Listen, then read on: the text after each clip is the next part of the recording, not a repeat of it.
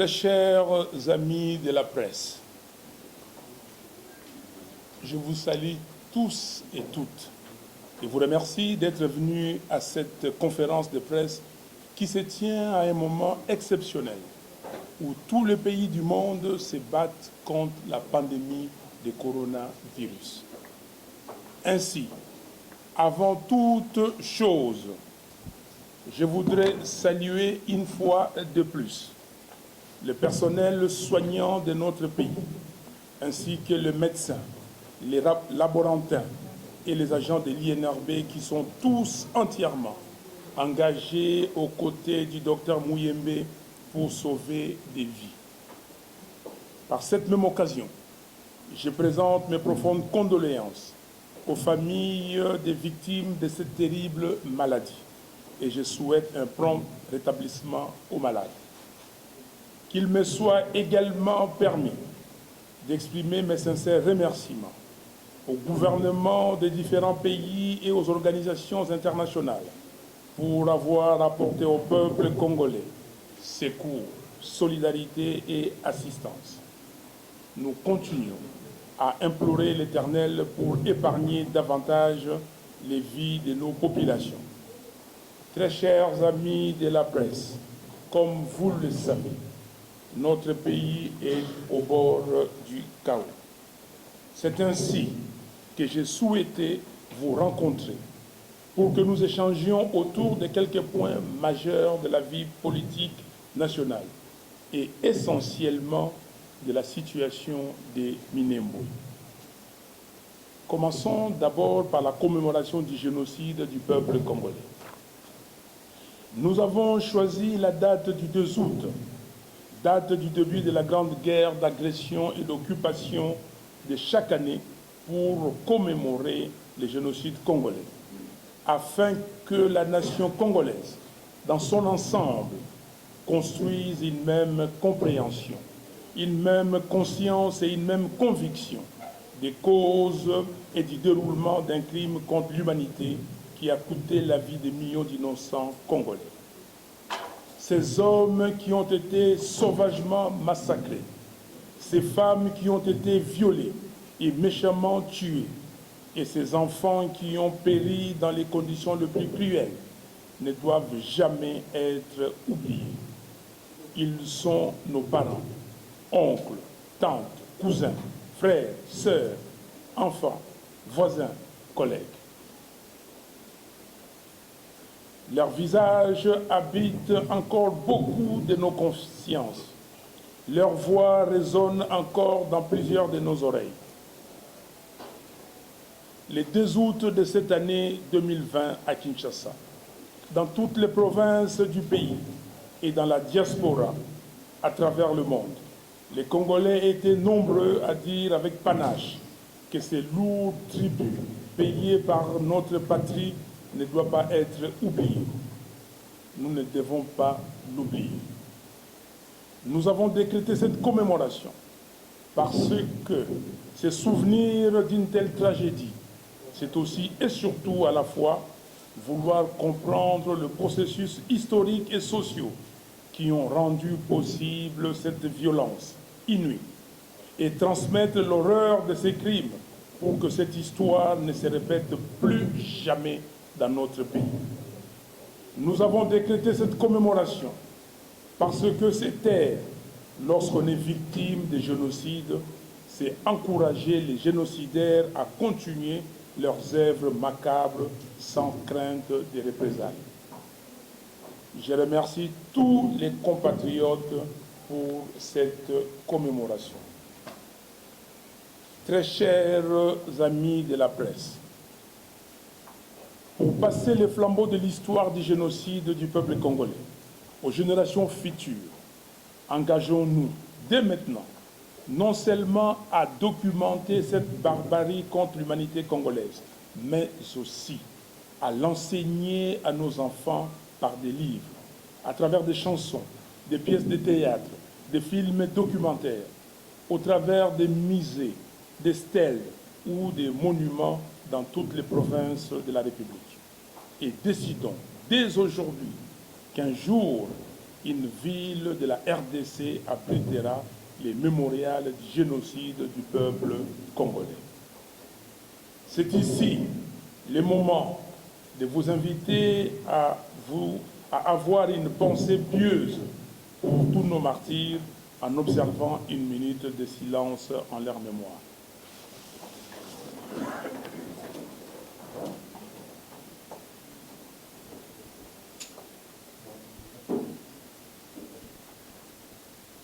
Merci.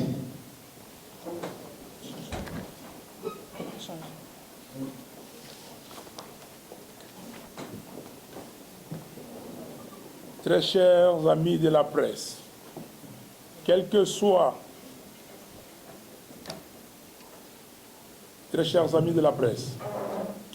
la nature ou l'ampleur du crime commis contre autrui, l'impunité est tout simplement inadmissible.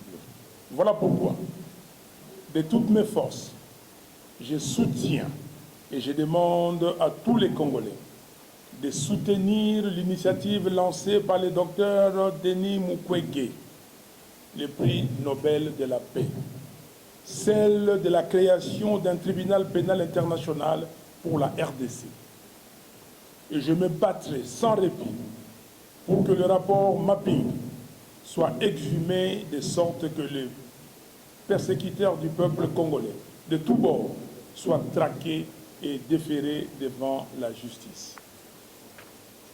Tel est le deuxième point de ma communication, le rapport Mapping et la création d'un tribunal pénal international sur la RDC. Sans justice, on ne peut pas avoir de réconciliation. Il est donc impératif que les Congolais et le monde entier sachent ce qui s'est passé à l'est de la RDC, c'est-à-dire la vérité. Car de la vérité découlera la justice et la justice amènera réparation, prélude à la réconciliation. On ne peut pas faire autrement. La communauté internationale, qui dépense beaucoup d'argent pour la MONUSCO sans résultat palpable, devrait aussi œuvrer pour la justice. La justice qui viendra avec la mise en place du tribunal pénal international pour le Congo. Très chers amis de la presse, en Belgique, la loi du 23 mars 1995 punit quiconque nie, minimise grossièrement ou cherche à justifier les génocides commis par le régime allemand pendant la Seconde Guerre mondiale.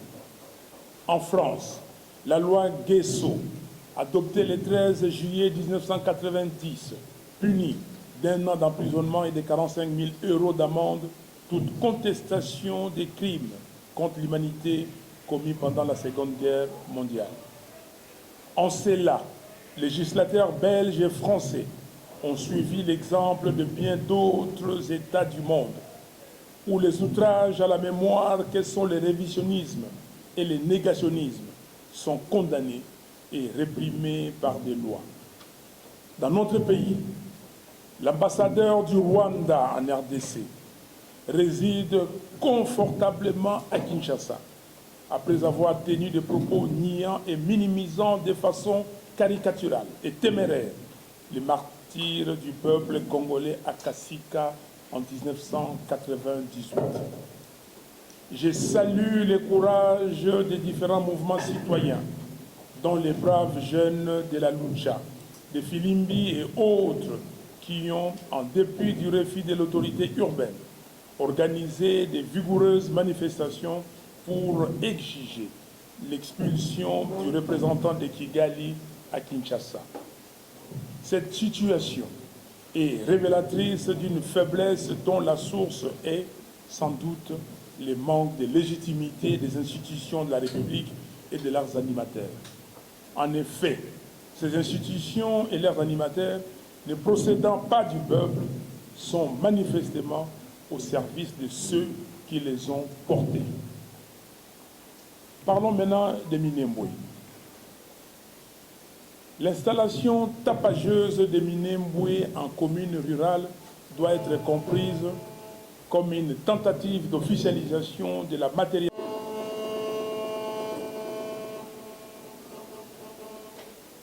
Ce n'est pas un hasard que cet acte se passe maintenant. C'est certainement parce que le pacte ou deal Joseph Kabila, Félix Tshisekedi a donné à ces derniers le mandat de mise en œuvre par défi du plan de balkanisation de notre pays. Comme peuple, nous n'accepterons pas cette humiliation et nous allons nous y opposer énergiquement. C'est ainsi que je lance aujourd'hui un vibrant appel au mouvement citoyen, aux partis et regroupements politiques, aux associations, aux syndicats, aux églises et à tous les citoyens congolais à dépasser les enjeux sectoriels et partisans pour faire barrage ensemble et par tous les moyens à cette tentative insidieuse de renforcement de l'occupation et du processus de balkanisation de notre pays.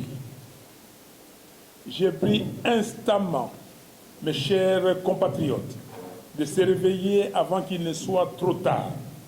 L'heure n'est pas au découragement, car le mal congolais n'est pas une fatalité.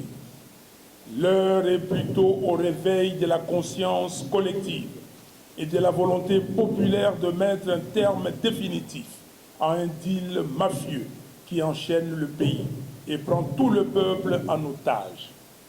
L'heure est à la libération de notre pays et au retour à l'ordre constitutionnel.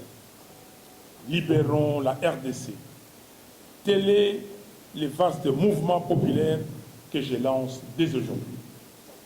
C'est par ce combat redoutable de notre génération que notre patrie sera à jamais débarrassée de ce système politique illégitime, voyou et corrompu, à la solde des occupants, qui n'hésitent nullement à utiliser la violence, la terreur, le mensonge et les achats de conscience pour conserver le pouvoir, en confisquant l'économie et les finances du pays et en livrant les ressources stratégiques de notre patrie aux convoitises zélées de leurs maîtres.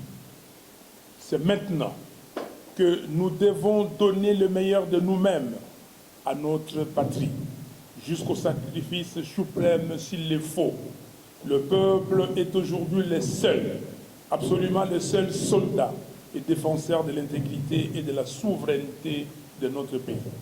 Si aujourd'hui nous baissons le bras et nous laissons Minembwe entre les mains de ses occupants, demain nous n'aurons plus de pays.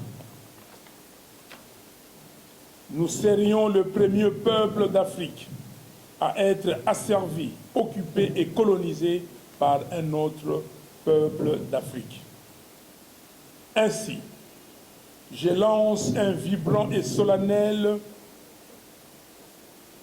Ainsi, je lance un appel vibrant et solennel à toutes les Congolaises et à tous les Congolais pour une marche d'unité nationale et de défense de l'intégrité territoriale ce mercredi 14 octobre 2020.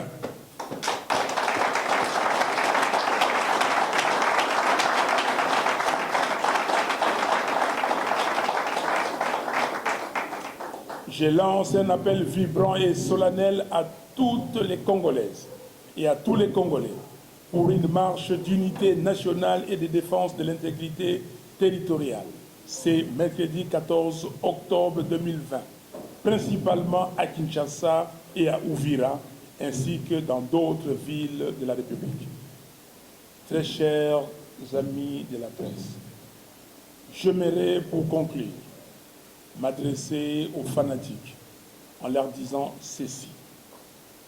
Les actes négatifs des hommes et des femmes politiques resteront et ce sont vos enfants qui en subiront les conséquences, vos petits-enfants. Cultivez l'amour de la patrie, l'amour de la nation, plutôt que l'amour des individus.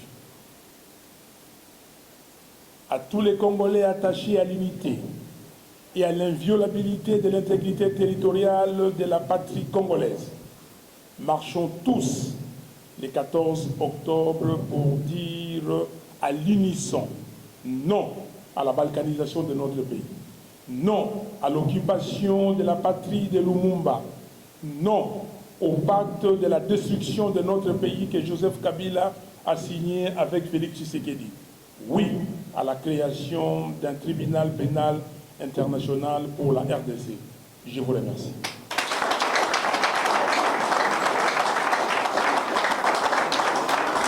Maintenant, je prends une question.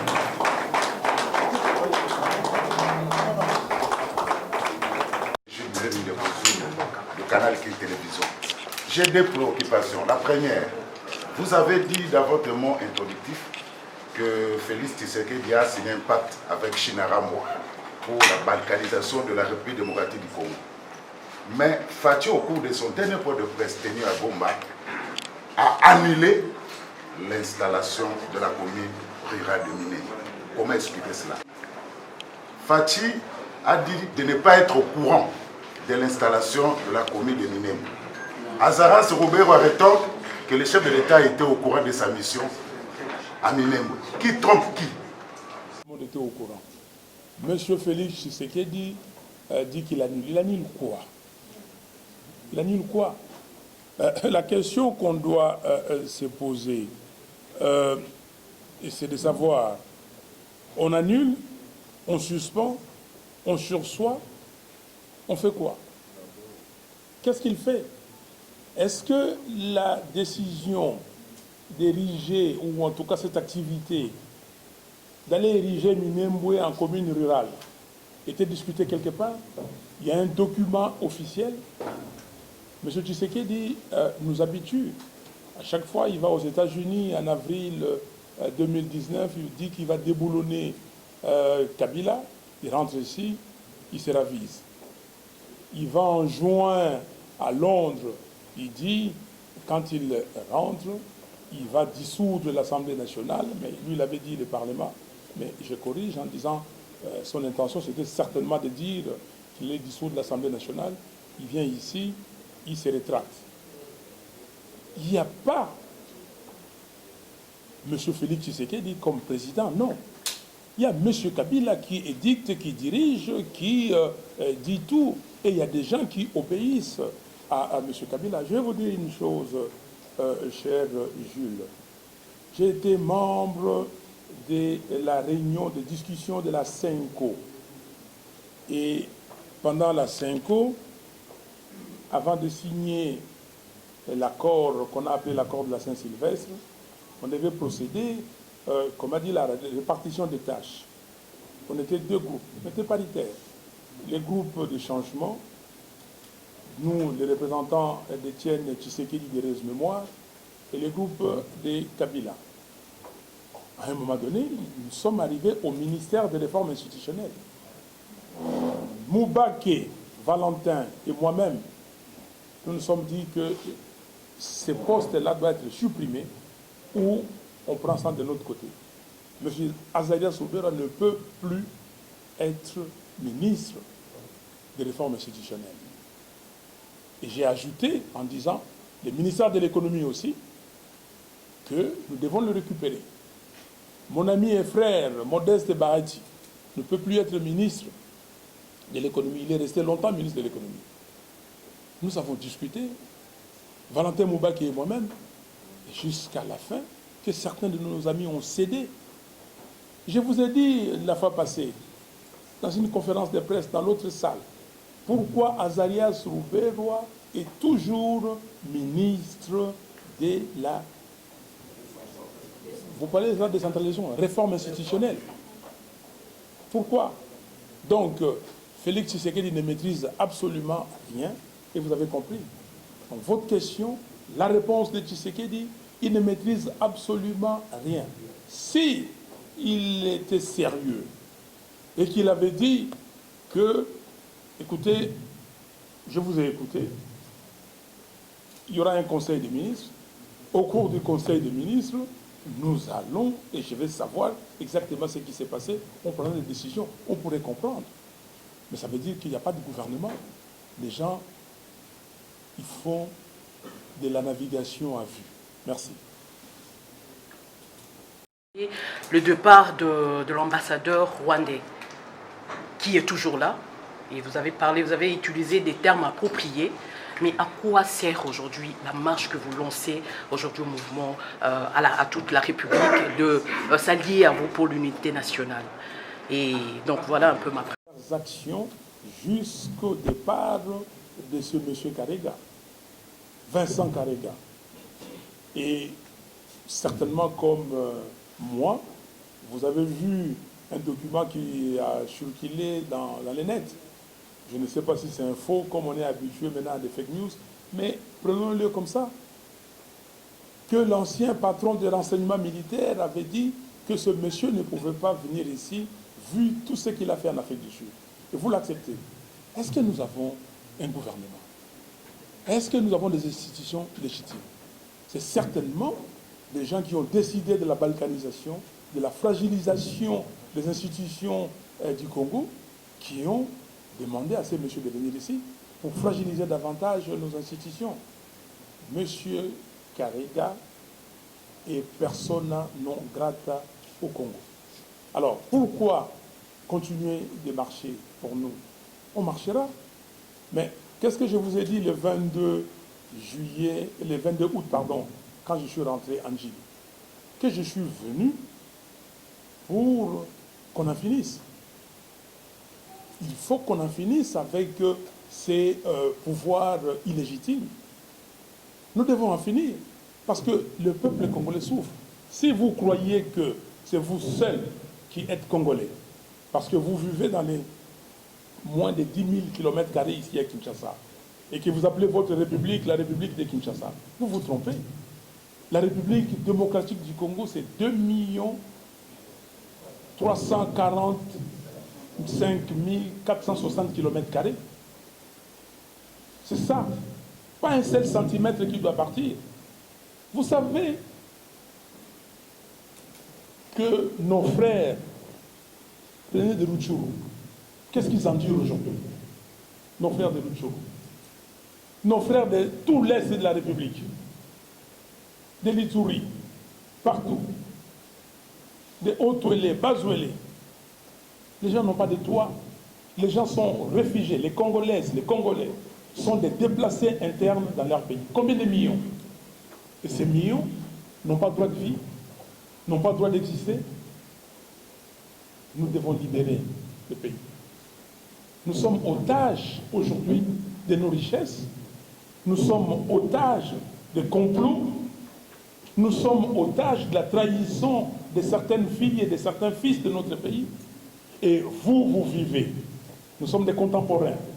Et donc nous, nos enfants, nos arrière-petits-enfants vont profaner nos tombes parce qu'on n'a pas su sauver la République. Nous allons continuer de marcher pour qu'on nous entende. Merci. Il y a, oui.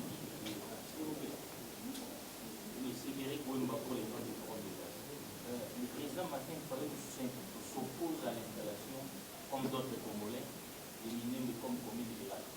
Parce que c'est sur le plan légal ou c'est parce qu'il y a une population qui est là-bas qu'on appelle la population banyamulenge. Parce que dernièrement, j'ai vu le président Philippe Tshisekedi reconnaître que les banyamulenge sont des Congolais.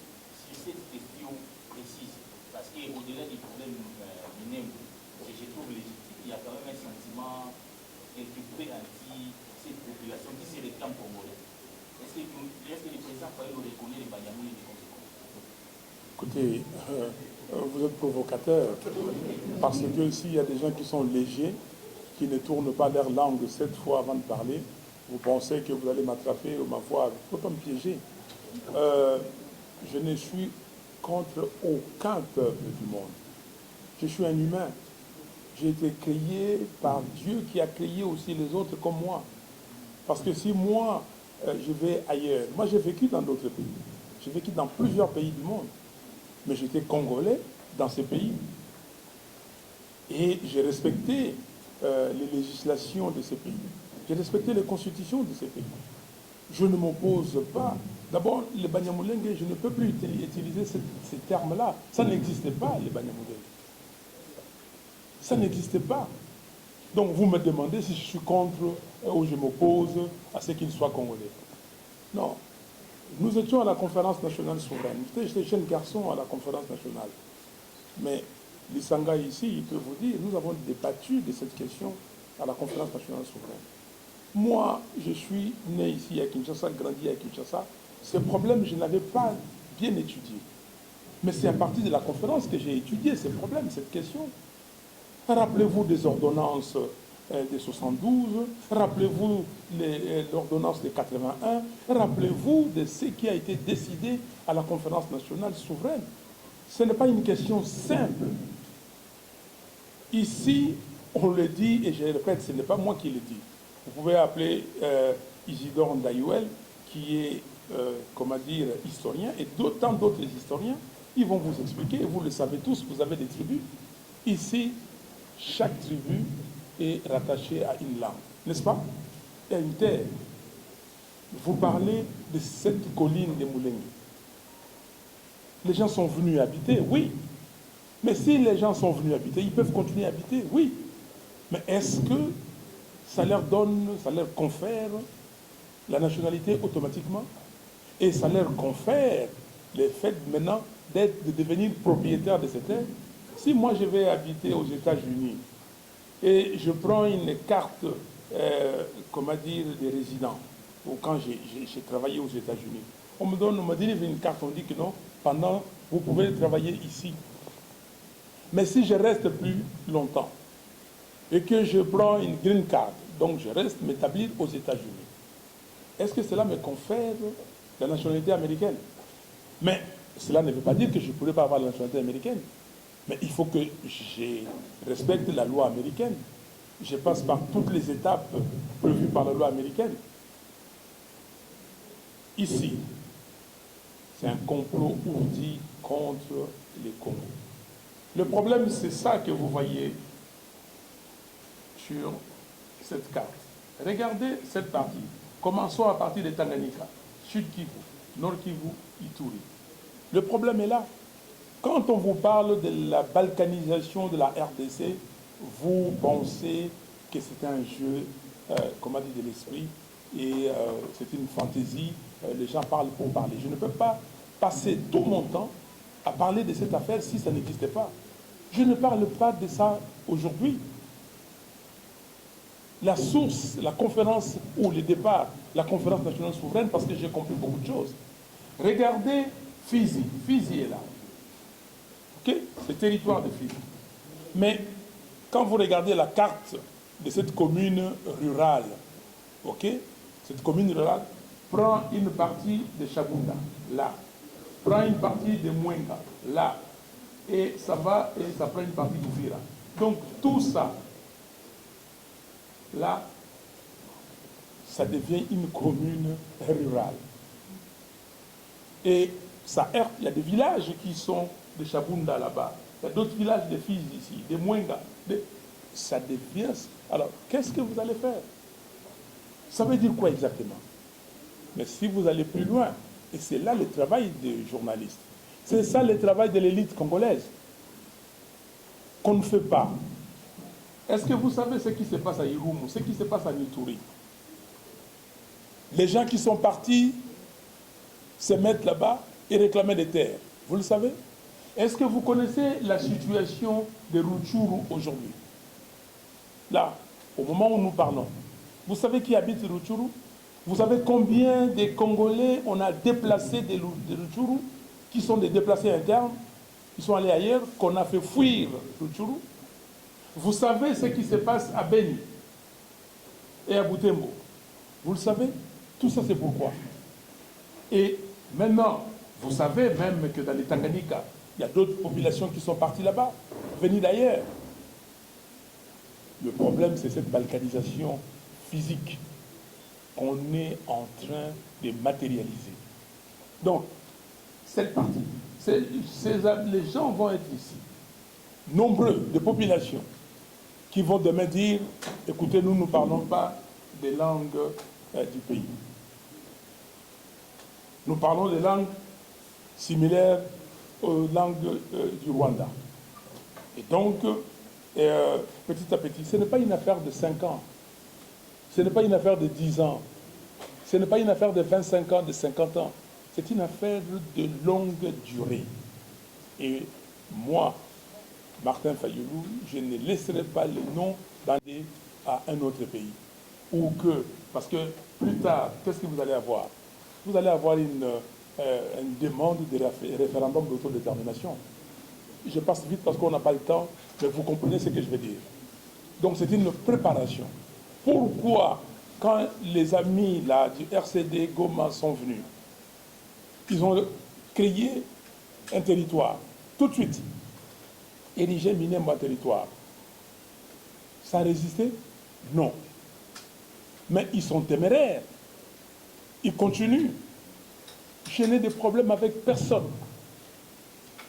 Je n'ai de problème avec aucune tribu du Congo. Mais nous sommes ici les bas. Les bas. Okay? Les Banyamulenge n'existent pas. Cette tribu-là, comme tribu congolaise. J'ai suivi une émission hier, j'étais très intéressé, sur une des radios locales ici, où un monsieur est venu contredire Bitakwira et tout ça. Et chers amis, il faut lire l'histoire du Congo. Il faut regarder les annales. Il faut voir. Aller à Tervuren, par exemple, parce que je n'ai pas consulté le musée national ici pour voir. Regardez toutes les tribus du Congo, ils sont là à Tervuren. Il ne peut pas venir dire que non, les Belges ont oublié ces tribus. Quel mensonge. Donc, le vrai problème que nous avons, c'est que les gens qui ont orchestré cette idée, ce plan de balkanisation de la RDC, ils ont commencé par fragiliser la RDC. Ils ont commencé par nous envoyer l'AFDEL ici, comme Laurent Désiré Kabila disait, un conglomérat d'aventuriers. On a envoyé ces AFDEL pour déstabiliser. On a mis quelqu'un, M. Joseph Kabila, qui était de leur obédience pour fragiliser davantage. M. Joseph Kabila a continué de fragiliser. Regardez les 26 provinces. Parlons des 26 provinces. Faites un effort de mémoire, chers journalistes, chers amis de la presse. Allez demander aux sénateurs qui étaient sénateurs pendant la transition. Qu'est-ce qui a été décidé quand ils étaient envoyés dans les districts du pays pour requérir les informations auprès des citoyens pour la prochaine constitution à soumettre, ou le projet de constitution à soumettre au référendum. On a dit qu'il y avait des tendances, 2 tendances. Il y a des gens qui voulaient qu'on reste dans les 11 provinces, 10 plus Kinshasa, et il y a des gens qui parlaient de 25 plus Kinshasa, mais ce n'était pas tranché. Il était dit dans les feuilles de travail que cette question sera posée au Parlement qui devra être mis en place. Le prochain Parlement, c'est-à-dire le Parlement qui a été mis en place en 2006. Mais comment Kabila et les siens se sont précipités pour mettre ça dans le projet de référendum? Vous voyez, Tanganyika.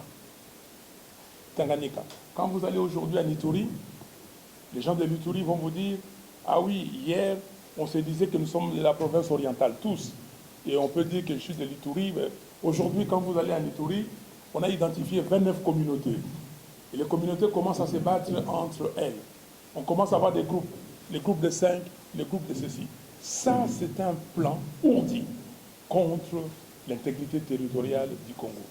C'est un plan ourdi pour fragiliser. Ils vont plus loin. Ce que vous entendez ici, cette instrumentalisation du tribalisme. Qui ici est tribaliste?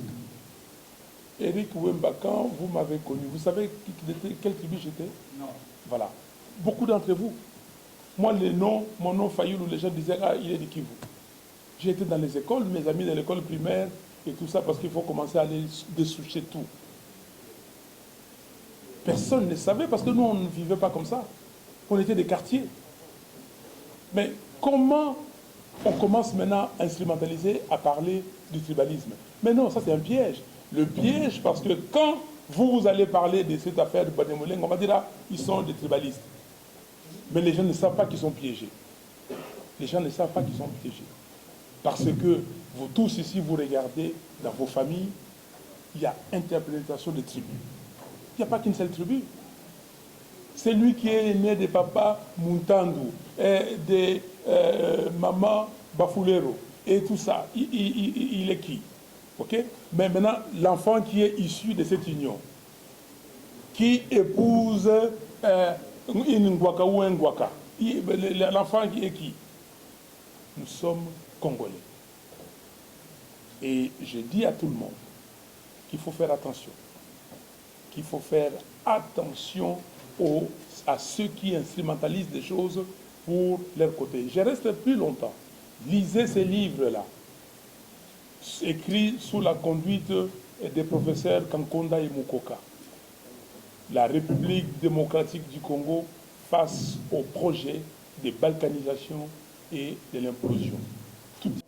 Des Congolais qui habitent le quartier Matongé à Bruxelles aujourd'hui. Le quartier Matongé, à l'époque où moi j'étais étudiant, vous alliez là-bas, des boutiques congolaises, vous avez, c'était, quand vous allez aujourd'hui à Matongé, c'est comme Kinshasa, oui ou non? Est-ce que ces gens-là ont revendiqué, ces Congolais-là ont revendiqué que Matongé devienne une commune à eux seuls? Est-ce que ces gens-là ont revendiqué qu'ils deviennent tous collectivement belges, habitant une commune particulière, Matongé? Non, la situation, c'est comme la situation de tout le monde. La solution, vous faites bien de poser la question. S'ils veulent rester au Congo, qu'ils restent au Congo, mais qui respectent la loi congolaise. Que dit la loi congolaise? S'ils veulent, comment dire, des cartes de résidents permanents, okay? Les Congos prévoient ça. S'ils veulent, comment dire, faire une demande de nationalité, on va examiner cas par cas. Mais il n'y a pas une tribu qui s'appelle Banyamuleng au Congo. Ça, il n'y a pas. Il n'y a pas une terre réservée à cette tribu. Je reviendrai plus tard, peut-être dans une émission, dans une discussion comme ça, pour vous expliquer, parce que je me suis documenté, j'ai discuté avec les communautés, j'ai discuté avec les chefs coutumiers. Je peux vous donner les noms des chefs coutumiers, vous pouvez les appeler. Je peux vous donner les noms de ces gens qui sont ici, pour vous leur demander quelle année ils sont venus au Congo. Et quand ils sont venus au Congo, ils se sont installés où auparavant? Le problème n'existe pas. Le problème n'existe pas, sauf dans la tête de ceux qui veulent déstabiliser le Congo. Vous parlez bien de l'ambassadeur des États-Unis. Moi aussi, je me suis étonné quand je l'ai vu là-bas. J'ai appelé tout de suite l'ambassade.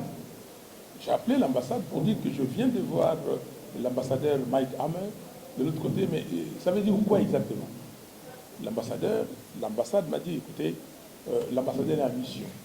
Il est parti en mission, une mission de sécurité et une mission humanitaire, mais quand il rentrera, il se fera le plaisir de vous rencontrer pour que vous en parliez. Je l'ai rencontré ce matin.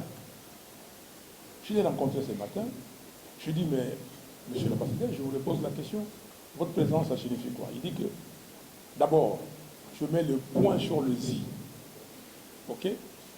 Et je veux dire que les États-Unis, qui est un ami du Congo, parmi les premiers amis de la première heure, n'acceptera jamais qu'un seul centimètre carré du Congo parte. Les États-Unis vont continuer, je dis parce que les États-Unis, c'est singulier, les États-Unis vont continuer à protéger l'intégrité territoriale. En tout cas, ça, je vous l'assure. Et c'est ce qu'il m'a dit ce matin. J'ai dit, mais pourquoi vous étiez là? Il dit que j'étais là dans un cadre humanitaire. Il y a des gens qui souffrent. S'il vous plaît, il y a des gens qui souffrent.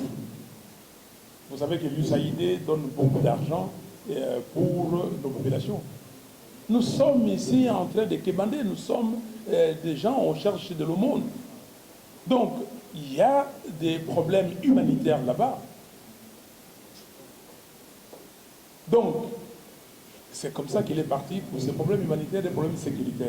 Il y a des communautés, il a vu de ses yeux, vu certaines choses. Mais il s'est retrouvé là, on a dit que non, on vous appelle parce qu'il y a une manifestation. Et ils ne savaient pas. Bah, ces autorités qui étaient là l'ont appelé. Et je ne sais pas si c'est pour le piéger, ça c'est moi qui ajoute.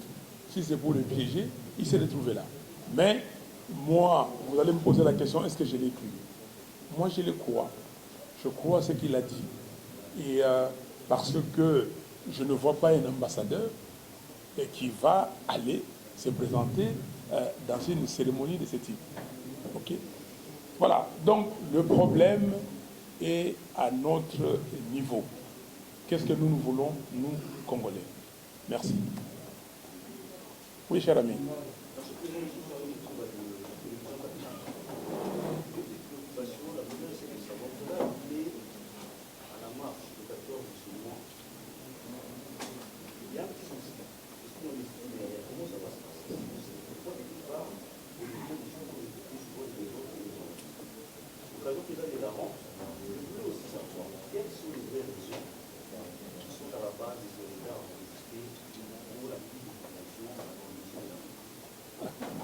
Vous avez des questions. L'itinéraire des marches ou de la marche à chaque endroit, à chaque ville, donc les itinéraires seront déterminés. Donc là, il n'y a pas de problème. C'est que vous devez retenir aujourd'hui qu'il y a marche le mercredi 14 octobre. À Kinshasa déjà, et à Ouvira et dans d'autres contrées, on va préciser. Alors, les itinéraires seront donnés. Pourquoi je ne suis pas encore coordonnateur de la MOUCA? Bon, ce n'était pas le sujet d'aujourd'hui, mais je ne vais pas échapper aux questions. Non, parce que nous continuons de discuter, mais incessamment, ça va se passer, ça va se faire, il n'y a pas de problème. OK? Et Amos 3.3 dit bien que deux personnes qui veulent marcher ensemble doivent se convenir, oui ou non. Donc, la MOUCA est là. La MOUCA va... la MOUCA, c'est une création du peuple congolais. C'est vous qui avez créé la MOUCA. Donc, ça va se passer bientôt. Merci.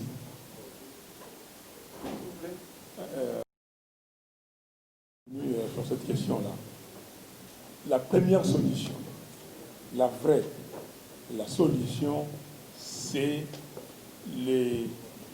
la légitimité des institutions et des organisateurs.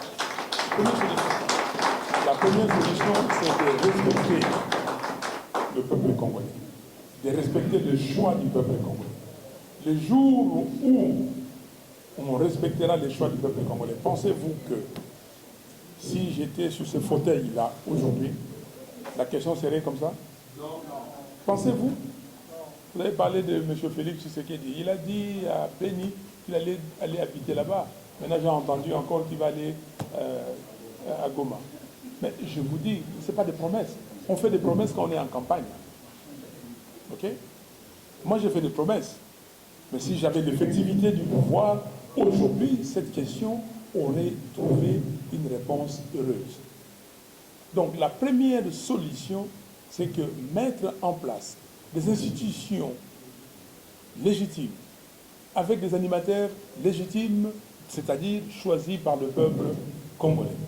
Et puis après, comme vous dites, ceux qui veulent être congolais, pas simplement les gens qui viennent du Rwanda, parce qu'ils doivent déjà, eux, demander de perdre leur nationalité, parce que le Rwanda dit qu'aucun enfant du Rwanda ne peut perdre sa nationalité. Vous le savez, il faut aussi étudier ce qui se passe. Si un Burundais veut venir ici, si, comment dire, un Congolais de Brazza ou n'importe qui, un Tanzanien, mais aujourd'hui, pour aujourd'hui, la nationalité congolaise est une et exclusive. Pour aujourd'hui. OK? Il faut respecter la loi aujourd'hui. Il faut respecter la Constitution.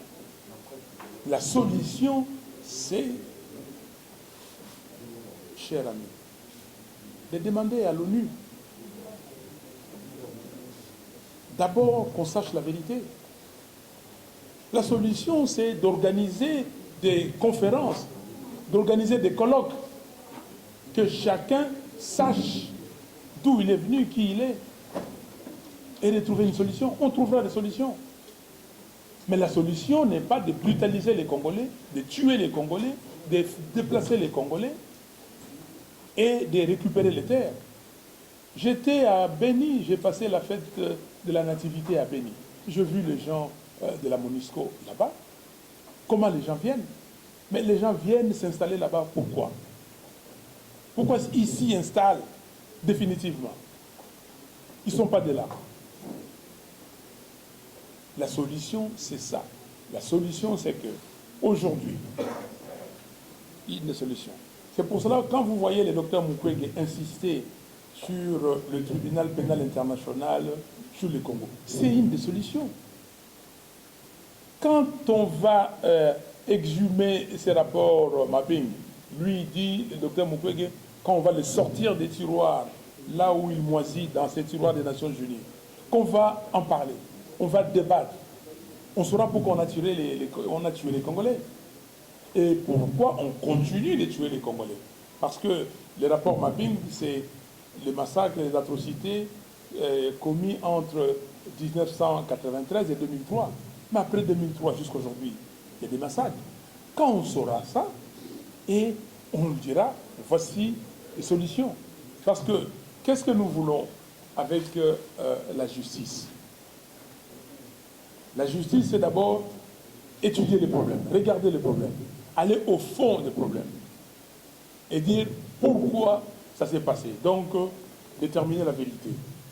Quand on détermine la vérité, on se dit, bon, voilà, maintenant, ça mérite réparation. Comment réparer? Et quand on répare, on dit, on va réconcilier. Donc, on va trouver des solutions par rapport à tout ça. Comment réconcilier? Et comment maintenant garder la situation pérenne? Donc, c'est-à-dire que la paix soit une paix pérenne. Tous les pays du monde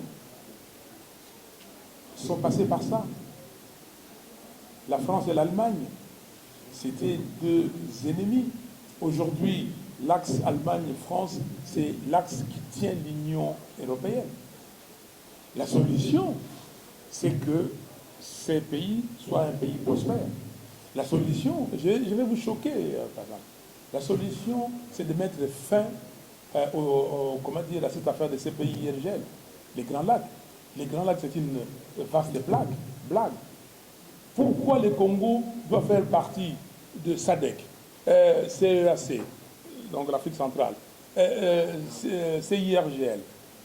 Maintenant, on veut même aller en Afrique de l'Est. Nous sommes déjà dans 4, on va aller dans la 5e organisation, plus l'Union africaine. On ne paye pas de cotisations. La solution, c'est aussi d'avoir une organisation sous-régionale importante. Nous sommes de l'Afrique centrale.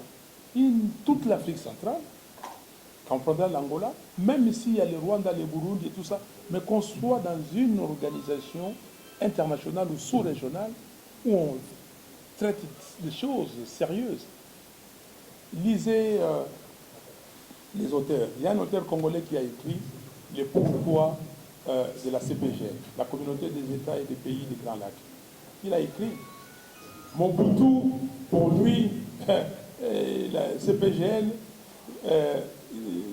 comment dire, servait à lui pour son hégémonie. Il voulait être Mobutu, moi, le puissant. Donc, il se servait de CPGL. Museveni, pour lui, CPGL, c'était créer quelque chose de swahiliphone. Ça, c'est lui. Mais Kagame, pour lui, CPGL, c'est l'Empire Ima. Okay? Donc, il y a des gens, des Congolais qui ont écrit. Il y a une littérature là-dessus. Donc, nous allons continuer à les dire, bon, voilà, nous sommes d'accord avec l'accord cadre d'Addis Abeba qui dit que le Congo a des responsabilités. On énumère, je crois qu'il y en a 7. La communauté internationale a des responsabilités, on les énumère. Et puis la région a des responsabilités. Ben, où sont les responsabilités du Burundi? Où sont les responsabilités de l'Ouganda? Où sont les responsabilités du Rwanda? Et dans les responsabilités du Congo, vous dites que non, le Congo doit faire participer les autres pays à l'exploitation de ses richesses naturelles. Est-ce que c'est ça? Est-ce que c'est sérieux? Et vous acceptez ça? Où est l'élite congolaise? Où sont les journalistes congolais? Ce sont des sujets qui doivent être traités sérieusement. Donc, le jour où nous serons dans une communauté, et nous devons créer cette communauté, où les discussions auront trait au développement, à la prospérité et à la sécurité de cet grand ensemble, on n'aura pas de problème. Mais quand nous serons ici, où les amis pensent qu'ils sont petits, ils n'ont pas de territoire, ils doivent déverser les gens au Congo, les Congolais n'ont pas dit non à ce que les gens viennent au Congo. Non, on n'a pas dit non. Mais que les gens viennent au Congo s'il y a de l'espace, qu'ils travaillent. Les Congolais n'ont pas dit non à ce que les compagnies étrangères viennent exploiter les ressources, travailler pour leurs biens et les biens des Congolais. On n'a pas dit non. Il y a des sociétés ici, Total, ce n'est pas une société congolaise à l'origine. Il y a des sociétés, moi j'ai travaillé dans une société au nord des Congolais. Mais allez nous pousser à nous retirer de nos terres et à installer des gens, parce que vous avez déjà appris que des gens ont décidé, on va ériger un aéroport à Minembwe, on va faire ceci, on va faire ceci. Oui, mais s'il y a l'aéroport, pourquoi pas? Et je crois que, finalement, une des mesures, à un moment donné, il faut peut-être exiger que tout départ de ces contrées-là, de l'Est du pays, où tout arrivé d'ailleurs soit contrôlé scrupuleusement. Merci.